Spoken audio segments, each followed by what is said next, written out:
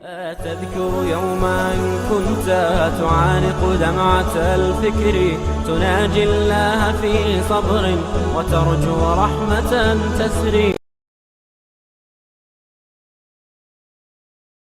کہتے جی اس میں محمد کو چومنا جائز ہے؟ بالکل نہیں. اگر ہوتا صحابہ نہ چومتے، تم سے بڑے عاشق تھے وہ، کیا تم ان سے زیادہ عاشق ہو؟ بس یہ ان کا مذہب اسی چومنے پہ رہ گیا. مجھے تو آج تک یہ سمجھ نہیں آیا. ان کا یعنی سارا عمرہ کر رہے ہیں جی حجر اسود کے چومنے کا موقع نہیں ملا، پھر کیا فائدہ ہوا؟ کیونکہ ان کا مقصد ہی چومنا ہے نا. جو قبر پہ چوم چوم کے عادی ہو گئے چومنے کے. اب اگر ان کو چومنے کا موقع نہ ملے تو پھر کیا ہوگا؟ اللہ کے بندے، جب حضور نے فرما دیا کہ چومنا بھی سنت ہے، اشارے کی بجائے اس کا بھی برابر ثواب ہے، پھر لڑنے کی کیا ضرورت ہے؟ حضور نے فرمایا میرے نام پہ درود پڑھو، یہ تو نہیں فرمایا میرا نام دے کے چوما کرو. تو ہم اللہ کی مانیں، اللہ کے نبی کی مانیں یا تیرے پیروں کی مانیں؟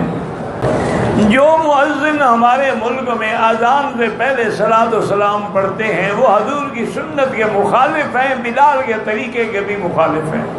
باقی تم جانو، تمہارا کام جانو. میں نے کہا نا ابھی یہ انہی سہاروں پہ گزارا زندگی کا کر رہے ہیں. کبھی قوالی شریف، کبھی نعت خوانی شریف، کبھی کل شریف، کبھی 11ویں شریف، کبھی 12ویں شریف، کبھی میلاد شریف. جو دین میں ایک چیز بھی نہیں ہے، نیا دین بنایا ہے. انا للہ و انا الیہ راجعون. دعا کریں کہ اللہ تعالیٰ ان کو ہدایت عطا فرمائے. نعت خوانی کا معنی وہ ہے جو حضرت حسان پڑھتے تھے.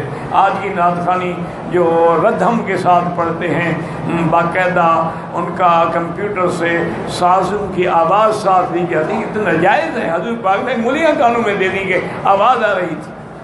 اور آپ نے فرمایا مزامیر شیطان، یہ باجے جو ہیں تو شیطان کے ہیں. شیطان کے باجوں کو محمد بدری کی نعت سے ملا رہے ہو. ایسے نعت پڑھو، لاکھ دفعہ پڑھو، کروڑ دفعہ پڑھو. ایک بندے نے گواہ بنا کر 3 طلاقیں زبان سے دی ہیں. گواہ گھریلو افراد ہیں، وہ ہو گئی طلاق. گواہ بنائے یا نہ بنائے، طلاق ایسی بلا ہے. ثلاث جدہن جد وحضرہن جد النکاح والطلاق والعتاق. وہ طلاق پکی ہو گئی اور اس کے لیے مستقل حرام ہو گئی. حرم شریف سے قرآن یا جا نماز یا تسبیح لگاتے ہیں، بالکل بدعت ہے. تم نہیں ٹھیک ہوئے ہو تو تسبیح ٹھیک ہو جائے گی. تم جو اتنے عرصے سے طواف بھی فرما رہے ہو، یہاں کی مرغیاں بھی ساری چٹ کر گئے ہو، تم خود نہیں ٹھیک ہوئے، تم کیا تسبیح لگانے سے تسبیح ٹھیک ہو جائے گی؟ انا للہ و انا الیہ راجعون. تم کیا ٹھیک ہو؟ ایمان سے کہو. عمرے پہ آئے ہو، داڑھی مڈاتے ہو، جھوٹ بولتے ہو، سگریٹ پیتے، کیا تبدیل ہوئے؟ پھر آنے کا کوئی فائدہ؟ بس دعا کرو شاید اللہ رحم فرما دے. بندے کے دل میں شیطانی وسوسے آتے ہیں، ہر وقت دل میں برے خیال آتے. کوئی بات نہیں، لا حول پڑھو، لا حول ولا قوت الا باللہ العلی العظیم. اعوذ باللہ من الشیطان الرجیم، بسم اللہ الرحمن الرحیم. آتے رہے، تمہیں کیا تکلیف ہے؟ آنے دو ان کو. عمرے پہ آیا ہوں، نماز قصر پڑھیں گے، سنت نفل معاف ہے، لیکن اگر پڑھو تو پھر پوری پڑھو گے، کیونکہ وہ تو اللہ نے معاف کیا. تم اپنے اوپر خود میں لگا رہے ہو تو پھر پوری پڑھو. نہ پڑھو تو گناہ نہیں ہوگا، لیکن اللہ کے بندے پڑھا کرو. 4 رکعت سنو تو 4 لاکھ رکعت کا ثواب مل جائے گا. یہاں ایسے مسئلے نہ پوچھے کرو. ہر کام کرو، وہ بھی کرو، نفل بھی پڑھو، طواف بھی کرو، قرآن بھی ختم کرو، درود شریف بھی پڑھو. ایک لمحے کا رس چوس لو. دیکھا نہیں ہے کہ کوئی عاشق مجازی کسی لڑکی پہ یا عورت پہ عاشق ہو نا جی، تو بیٹھے ہوں سامنے، وہ مجا رہے، اس کی نظر ادھر ادھر بھٹکے، وہ ایک لمحے کا رس چرا رہا ہوتا ہے، اس کو دیکھ رہا ہے، آنکھوں کو، بالوں کو، چہرے کو. تم خدا کے گھر میں بیٹھ کر بھی لوگوں کی باتیں کرتے ہو، نہ کعبے کا خیال ہے نہ حضور کے روضے کا خیال. تمام ائمہ اربعہ کا اتفاق ہے کہ جو آدمی صلاۃ و سلام پڑھتا ہے مواجہ شریف میں حضور سنتے ہیں. اس میں کسی کا اختلاف نہیں. یہ تو ہمارے پاس مسئلے ہیں نا، ہر جگہ پہ اختلاف اور لڑائیاں اور جھگڑے. اللہ ہدایت دے.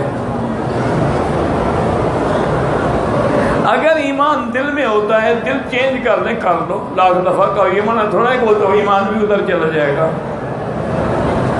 اللہ تبارک و تعالیٰ معنی یہ ہے کہ جب ہم ایمان لاتے ہیں تو تصدیق دل سے ہوتی، بس ہو گئی تو ایمان پکا ہو گیا، آپ دل چاہے نکال دو۔ صدقہ دینے کی بہترین شکل یہ ہے کہ مستحقوں کو دیا جائے، غریبوں کو، بیواؤں کو، یتیموں کو۔ اگر مکہ مدینے میں آپ دیتے ہیں تو یہ جو حرم کے خادمین حرم میں کام کر رہے ہیں، صفائی کر رہے ہیں، حرم کے باہر صفائی کی، یہ مستحق لوگ کسی سے مانگتے بھی نہیں ہیں اور دل لگا کے اللہ کے گھر کا کام کر رہے ہیں۔ اگر کوئی انسان اللہ کے راستے میں نکل جائے، والدین بوڑھے ہیں، معذور ہیں، والدین کی خدمت سب سے زیادہ مقدم ہے۔ حدیث پاک میں آیا ہے کہ ایک صحابی نوجوان نے اجازت مانگی، آپ فرمایا حل من ابواک حی، تمہارے والدین میں کوئی زندہ ہے؟ نے کہا، آپ فرمایا جاہد بھی ابواک، جاؤ اپنے والدین کی خدمت کرو، جہاد پہ نہ جاؤ۔ ائمہ حرمین تقلید کو شرک نہیں سمجھتے، وہ تو خود فقہ حنبلی پہ عمل کرتے ہیں۔ یہ تمہارے یہاں لوگ پیدا ہوئے ہیں، تقلید وہ شرک ہے جو قرآن و حدیث کے مقابلے پہ ہو۔ اگر پیشاب کے ایک دو قطرے آتے رہتے ہیں تو ہر آدمی وضو کے نماز کے لیے نیا وضو کرے۔ مثلا عصر کے لیے وضو کیا ہے تو مغرب تک اسی وضو سے چاہے قطرے آتے رہے، طواف کرے، نماز پڑھے، نفل پڑھے، سب جائز ہے۔ پھر مغرب کے لیے نیا وضو کرے گا اور اندر سے کو بھی دھو ڈالے گا۔